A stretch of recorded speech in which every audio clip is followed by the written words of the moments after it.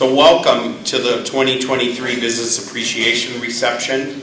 I'm John Ranoni. I have the honor of serving as the president of Mountain Gateway Community College, and I want to thank the Chamber, the Economic Development Corporation for this continuous partnership to doing this wonderful business appreciation here at the college. This year, because I'm past chair of the board, I get the honor of now turning over the program to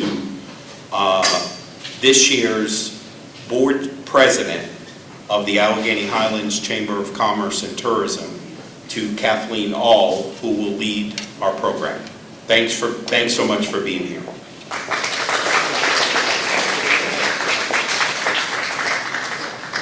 Well, thank you, Dr. Ranoni, and on behalf of the Allegheny Highlands Chamber of Commerce and Tourism and the Allegheny Highlands Economic Development Corporation, we acknowledge and thank our local businesses. We thank them not just for the jobs they provide, the quality products and services they produce, and the tax base they represent, but also for supporting their communities with helping hands and loyal support. Businesses and their employees participate in civic functions, donate their time, and generously give to many local charities and civic organizations. Business Appreciation Week has been celebrated by the Commonwealth of Virginia since 1997. It's a time when state government and local jurisdictions recognize the many contributions businesses make and say thank you. So please take just a moment and join me in thanking our businesses for their positive and lasting impact they make on the Allegheny Highlands.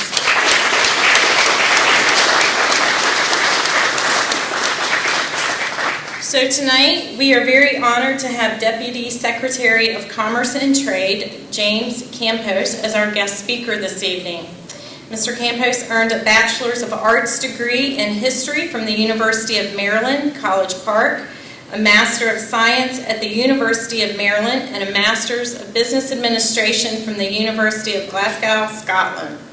Mr. Campos has served in both the public and private sectors, working in industries such as energy, publishing, telecommunications, state and federal government, strategic business consulting, political consulting, as well as a small business owner and adjunct business professor.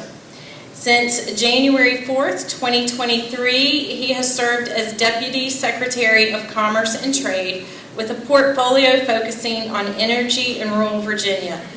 Campos also serves as the Acting Executive Director of the Tobacco Region Revitalization Commission, which works to develop a diverse economy in southern and southwest Virginia. So please join me in welcoming Deputy Secretary Campos.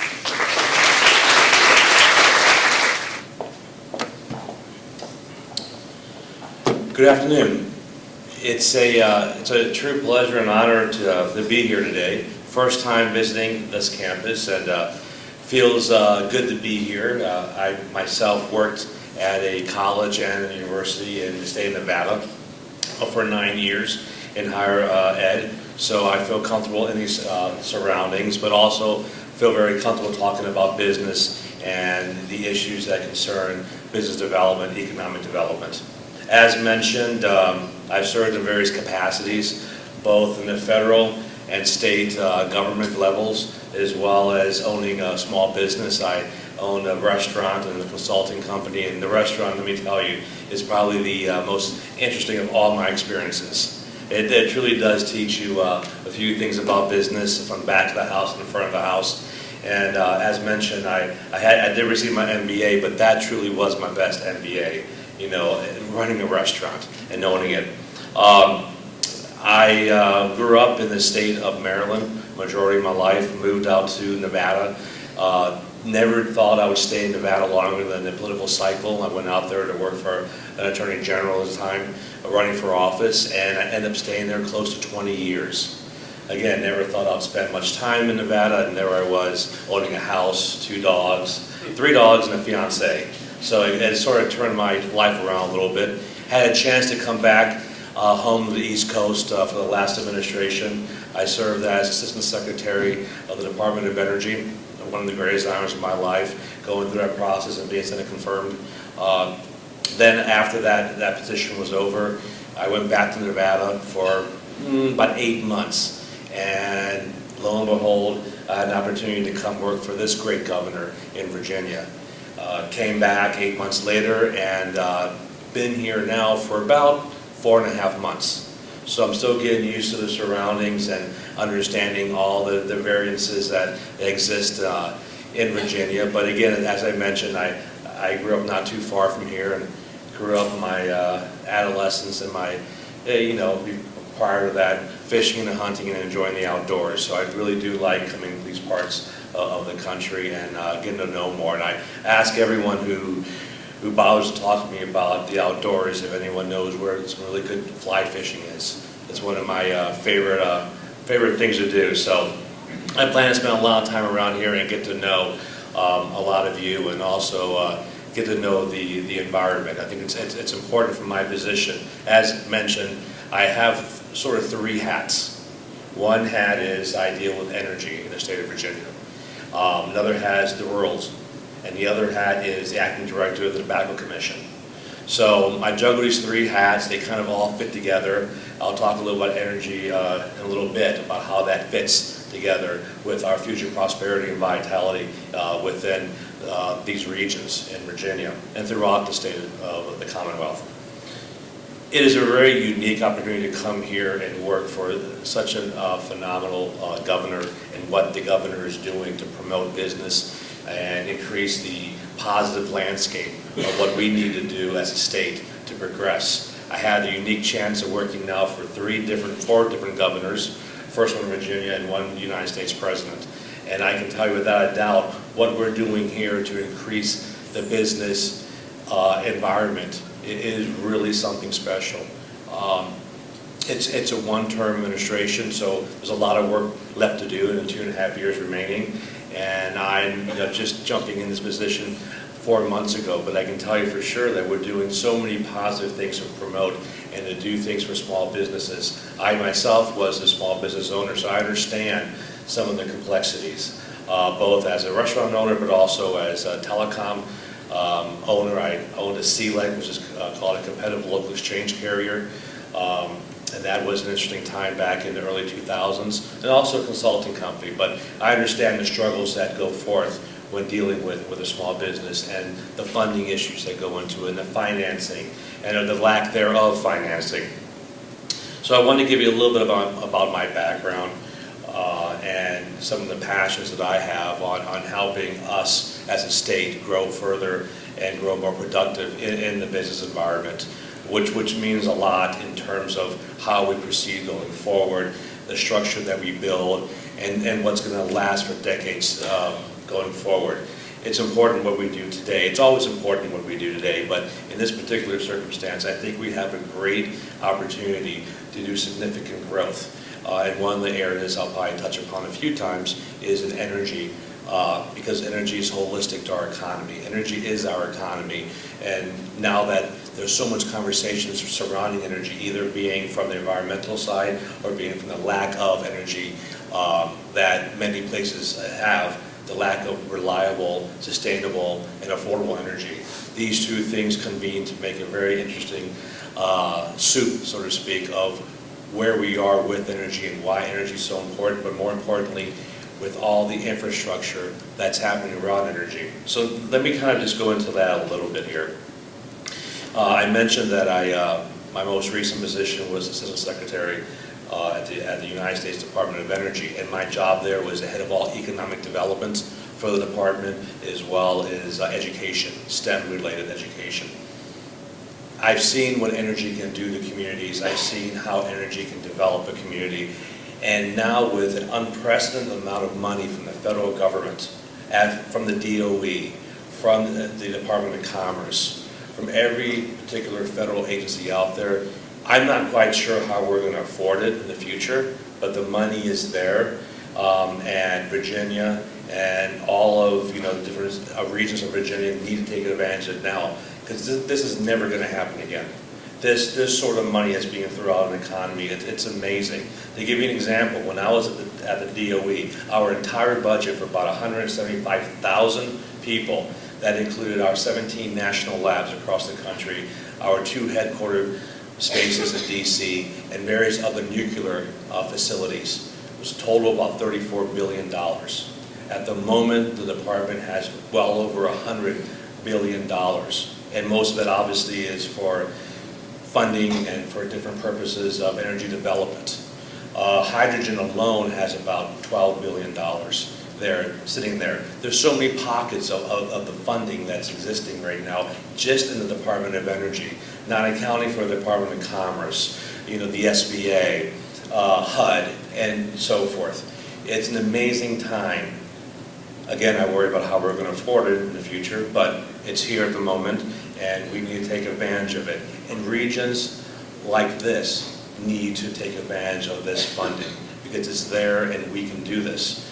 And one of my jobs is to make sure that everyone's aware of this funding and how we can actually go after this funding. Now, an earlier mention was, and I know we here at the moment are not in the tobacco region, and that's a fund that I administer, from the Southwest and South Side. But it's an example of the money that's out there and the money that we're going after at that particular commission. We're going after federal funding, mainly from USDA and the DOE. Now, how does that apply here? This is more holistic funding. It's going to be for the state. It's not going to be segmented in one region. But we're focusing on funding opportunities in energy and agriculture. But it's throughout, the whole spectrum, in forestry, in all the areas that affect and touch the state of Virginia. It's very important for me to be holistic in nature and to make sure that all regions are benefiting from the immense amount of federal funding. I did want to go over a few things on what Governor Youngkin is doing and what the administration is doing in Richmond. I know sometimes since I've been here, I hear there's at times a disconnect from Richmond, from some of the localities that I visited.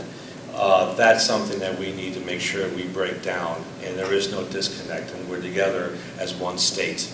Be it from Virginia Beach to Nova to the Southwest, be it the whole region of Virginia, we have to act as one, and that's the way we're going to proceed forward and work together and make a difference in a holistic manner.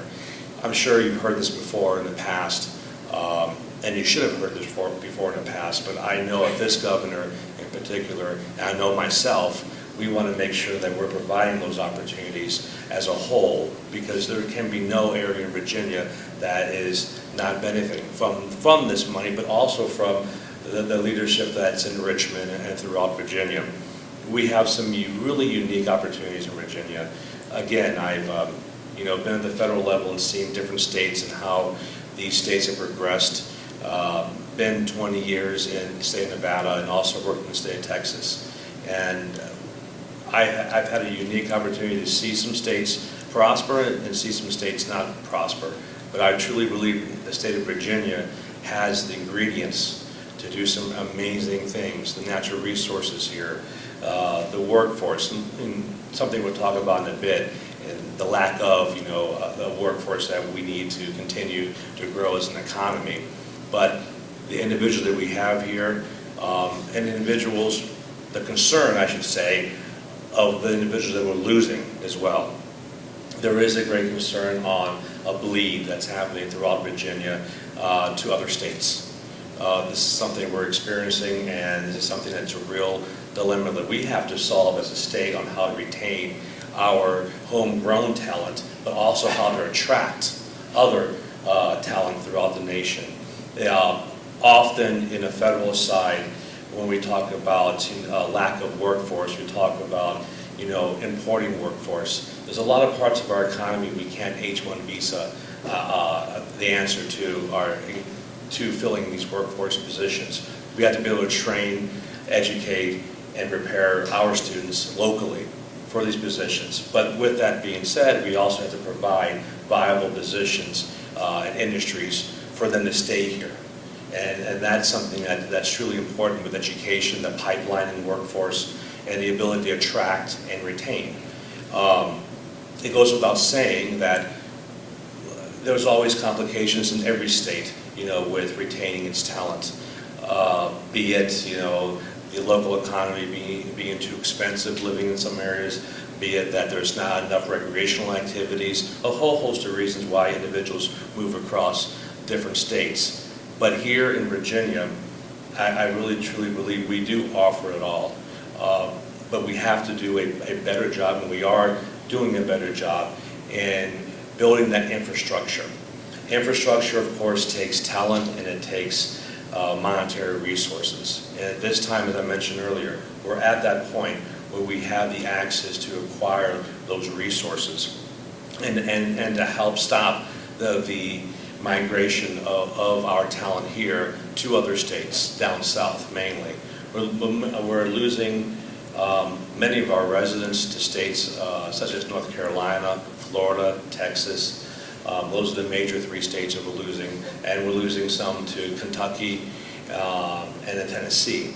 But with that, we're also gaining individuals, and we have to do a better job of just making sure that we retain and then keep, and then retain the ones that we have here, and obviously make sure that we're gaining others. We have a phenomenal higher education system here.